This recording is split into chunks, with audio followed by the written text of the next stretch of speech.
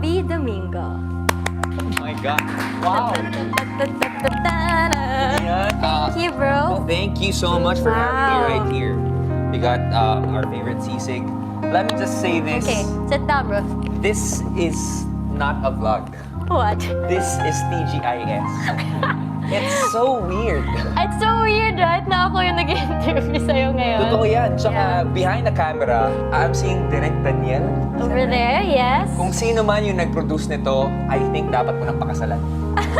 Before we start the chika, gusto namin parate may dalang food yung guest. And then also ako may dala akong food since alam mo na mahilig ako sa food.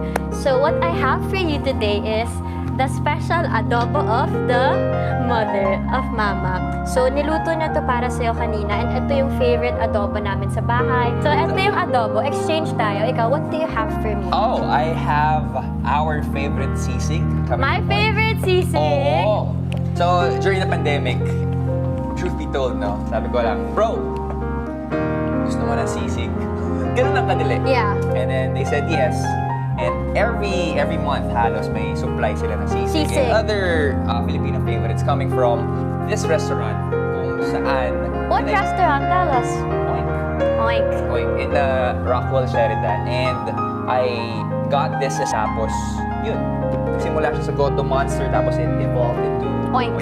And I'm telling you, sobrang mapili ako sa sisig. But this one from Oink, ito yung favorite ko. Kasi sakto yung onions niya, walang mayonnaise. Yun yung request ko kay Robbie parate. And ay, ang sarap niya talaga. So I'm gonna show you. This is the sisig. So exchange tayo. Here's your adobo, sisig. Naisip ko lang You have rice. when you talk about adobo, andun yung pork or chicken, di ba? Yeah. So this one is... This is just pork. Pero minsan hinahaluan ni Mama ng chicken. Well, hindi ko alam kung may chicken to. chicken. May chicken and pork ata to ngayon eh. It's different dahil meron siyang... Liver. Atay. Yes. Wala ba ditong nag-aantay pag adobo? Wala. Baka sa Kabanatuan thing yan. Kasi diba taga Nueva Ecija kami and sobrang sarap mga pagkain doon. So nakasanayan namin ito. Wait, wag mo kainin yung atay lang. Kainin mo yung Ay, ganun ba laman. yun? Sama mo sa kanin. Let's try Kasi it. sobrang saya ng buhay ko ngayon. Kailangan ko ng konting pait. Wow. What? So this is the C6. You can order this from Robbie or anong Instagram mo ko? Oink at Rockwell Sheridan. I'm telling you, it's so good. Kaya ako nalit, inantay ko pa yan. What? Pwede ba ako magpa-review sa kapalat? Sarap na? Or good? Sarap. Maybe you're wondering bakit bro ang tawag ko kay Robbie. Why nga ba? Kasi parang ako feeling ko, when I call someone bro, it means na sobrang close ko na yung counting. Kasi pilit lang yung close ko, especially sa guys. I call him bro kasi same kami na handworks, Tito Lulu. So, usually pag same ko yung handwork, parang kapatid. And I feel like Robbie is like a big brother to me. So, every time kunwari meron akong event, tinatanong nila, are you available para mag-host sa ganyan? The first thing I'm gonna ask them is, nandyan po ba si Robbie? Nagpaano kami nagpa-swab kami, okay. Yun, I swear to God, yun yung unang tatanungin kasi pag alam ko nandyan si Robbie, kampante ako na, you got my back. Na kung ano man, sasalutin ako ni Robbie kung ano man yung mangyari. So, kaya bro, yung naging tawagan namin. Sobrang kinikilig. I truly appreciate what you have said. Pero before we get to that one, gusto ko lang malaman, kailan ba, or naalala mo ba, yung unang beses tayo nagkakilala? Eto, oh my gosh, yung unang beses kitang nakita, baka hindi mo to in-expect. I don't know kung nasabi ko to sa'yo before. I'm a big fan of Pinoy Big Brother. Alam mo, pinapanood kita sa PBB. Sigurado ka hindi si Mikey Lee yun. Kasi magkamukha Yeah, I swear, pinapanood kita sa PBB. Nakita ko nung gumraduate ka doon hanggang sa ngayon. So, maybe that's why I'm so proud of you. Kasi nakita kita from PBB, tas ngayon, he's the Robbie Domingo. Wait. I'm telling you. I have to ask this one. Since nanood ka na PBB, sabi mo fan ka, Yeah. bumoto ka ba dati? Hindi ako nag-vote. Okay. May vote to evict or vote to save? Hindi, may vote lang. BB space. Hindi ako umabot sa nag-vote ako. Pinapanood ko lang everyday. So, okay lang Diba sa'yo? school and then manood ka. Tapos pagkatapos, you can do your homeworks na. Wow! Diligent student. Sometimes lang. Pero PBB yung happy show ko, parang ganun. So Anyway, speaking of Pinoy Big Brother, I've been wanting to ask you this na all this time, ikaw yung parang kuya namin lahat. Ikaw yung, alam mo yung pag sa ASAP, kami yung mga nangungulit sa'yo. Ikaw ba, do you have a brother or should I say a mentor na nagka-guide sa'yo when it comes to hosting or maybe sa life in general? Sino yung pinakamasabi mo kay, ikaw yung brother ko, my bro, like that? Maro, who's just right there as well. Okay. And actually, sinabi ko na yan many times before. Hindi ko lang nasabi sa kanya personally. Pero one of the biggest and greatest perks of my life is having him as a brother. Really? Oo. Why? He takes care of the house. Wala, he's there for the family. He's the family. He's the glue doon sa aming pamilya. Siya talaga older brother mo. He looks older, pero he's younger. But he's more responsible. Yes, I have to say yes. But in the showbiz aspect, the one who taught and trained me, Mhm. So sa life, it's Maro. It's your mentor. Yeah. Okay. sa pag-host, Okay. it's either Kuya Luis, there's a Okay. mix, Of course. and VJ Dre. So, Ah, sila yung okay. nagturo sa akin, ganito yung paano magsalita. VJ Robbie. Yung Robbie. Robbie. It's not Robbie, it's Robbie. Robbie. I got a lot of people who Okay. help me sa talking aspect. Like there's Bianca Gonzalez, Yeah. Ate Tony Gonzaga, Sir Martin Rivera, Sir Gary Valenciano, all those people na nakasama natin sa ASAP. Every time I talk on stage, they would Okay. say, "Uy, you should do this. Maybe you should do that." That's nice. That's nice. And along the way, syempre, ang dami kong mga pinagdaanan, ang dami ko na rin iniyakan. Okay. And I would never forget that moment. Si Direk Loren would tell me na, ayusin mo naman yung trabaho. Really? Oo, I before. feel like ikaw yung pinakamabilis nag-evolve. Ngayon, kasi I feel like pag host ka, sobrang hirap na lang. Kasi ikaw yung, kaya nga nahihirapan ako ngayon. Kasi I feel like ikaw yung nag-ano ng tono, nagsaset ng tono. Dapat parati kang may presence of mind.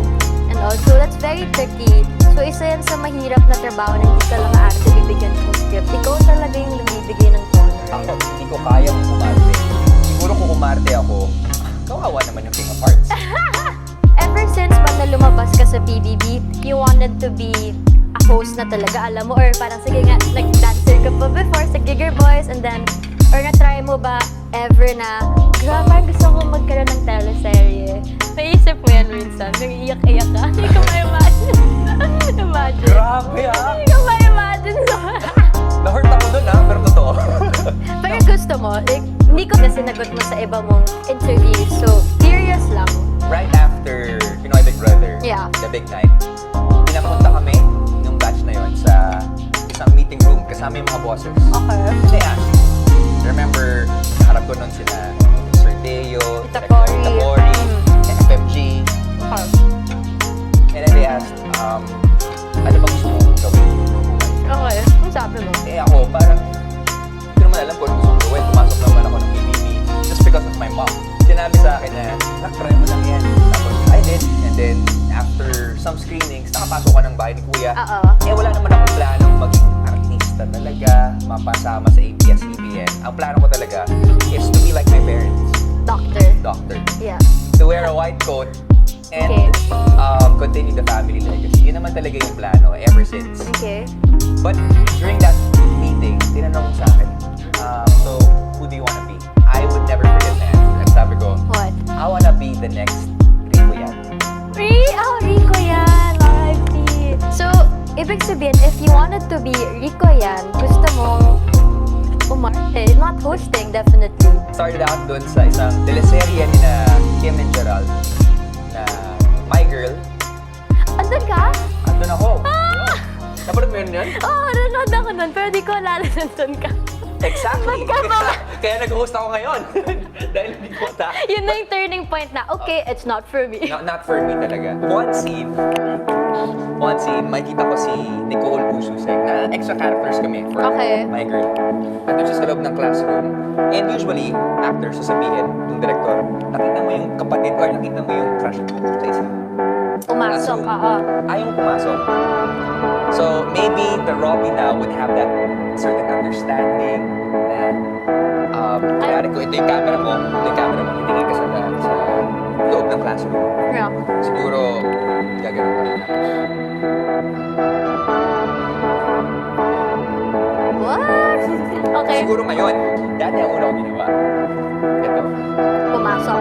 Pasok na. So, yun yung ginawa mo? Ginawa ko for the Shit, kaya. Yun, Okay. grabe na siya. After that, no more. It's not for me. Saka syempre, kung ikaw yung bago at pinasok ka sa ganyan, hindi mo naman alam kung paano yung kilusan, diba? Pag sa set. So, baka na-overwhelm ka na din. So, it's okay. Ako nga dati tumitingin pa ako sa camera. Yeah, kasi hindi ko alam na tawag ko lang yung lente ng camera. Tingin ako. Parang sa TV ako. So, diba napagalitan ako kasi tinitingnan ko sa mismo lente, eh di ba sobrang power yan. So, yung sa'yo, mas ano pa yan? Mas malala. Pero you made the right choice kasi now ikaw na ang most in demand most Robbie Domingo. Eh, yung title na yun, naman siya. Kasi, I believe everyone can know. Ako, every time I get to share the stage, sobrang saya ko. Kasi, there's another person sobrang talong yan. And lately, because of the vlogs, because Yeah. of events na ginagawa mo, and the interviews, lumalabas yung not the actress na the parts but the queen of kalong. Oh, that's nice. Thank you. So, yun, ulit yung kalong at gutom, I guess. Do it pa. Kasi ako, Yung running niya wala na, oh. kasi puro daldal ka ako yung kumakain. Chat. Actually, kaya ako ginawa yung everyday cat because I want people to see me behind the camera, alam mo yun, na parang ang dami, di nila alam yung nangyayari kung paano ako sa bahay. Like, ito, gusto ko makita nila yung mga interview ko as, alam mo, tao. Hindi yung nakita ka as the host, artista. And usually, ikaw yung nag-interview sa akin. So, I think never nangyari na ikaw yung tatanungin ko ng questions naman na, alam mo yun, parang as a friend, just talk to me. Sa friend, ah. Oo, as a friend. Got you. Yeah, di mo na ba? Game ka na ba? Game ka na ba? Oh, wow. Very into it. How do you go? Game ka na ba? Game na. Okay, let's talk about your love life. Kasi ikaw yung isa sa mga artistang kilala ko. Hindi ka masyado nagkukwento or nagpo-post about kay Mikey. But I super understand that kasi may mga ganun na you choose to be private when it comes to things like that, diba? So, paano kayo ni Mikey? Like, how many years na ba kayo? Ni Mikey, siya di mo bilang. 17 ba? Nakakaloka, di mo alam ilang 3 years years, kayo. 3 years. 3 years. 3 years, final answer, sure na. Sure na? Okay, kasan na yan. So anyway, yung kay Mikey, I saw your post on Instagram na nag-birthday siya recently. So, pandemic na ngayon and alam mo naman natin lahat na hindi tayo nakaka-celebrate.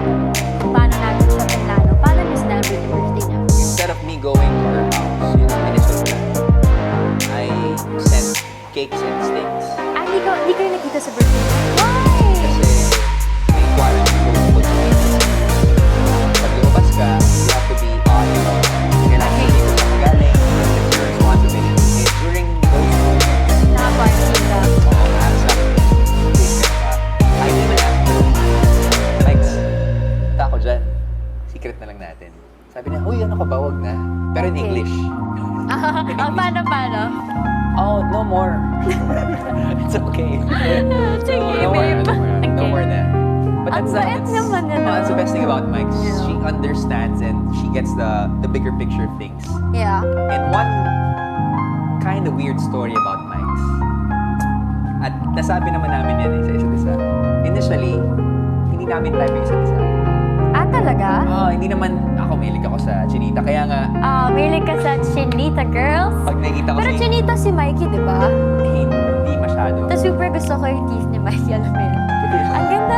At tapos ang ganda smile niya. So, nung nakita ko siya nung one time, meron tayong get together. Lulu Karet, yun yung tawag sa mga anak ni Tita na Luz. That's Lulu Karet. So, dinala ni Robbie for the very first time si Mikey, then introduce niya ako. Swerte ni Robbie. Wow, ha? Ang ganda ni Mikey. Parang, ang ano niya, ang chill niya. So, ang cute kayo. Yun yung isa sa mga bagay. Ba't ako, I don't know, I fell in love constantly with her. Kasi there's another world na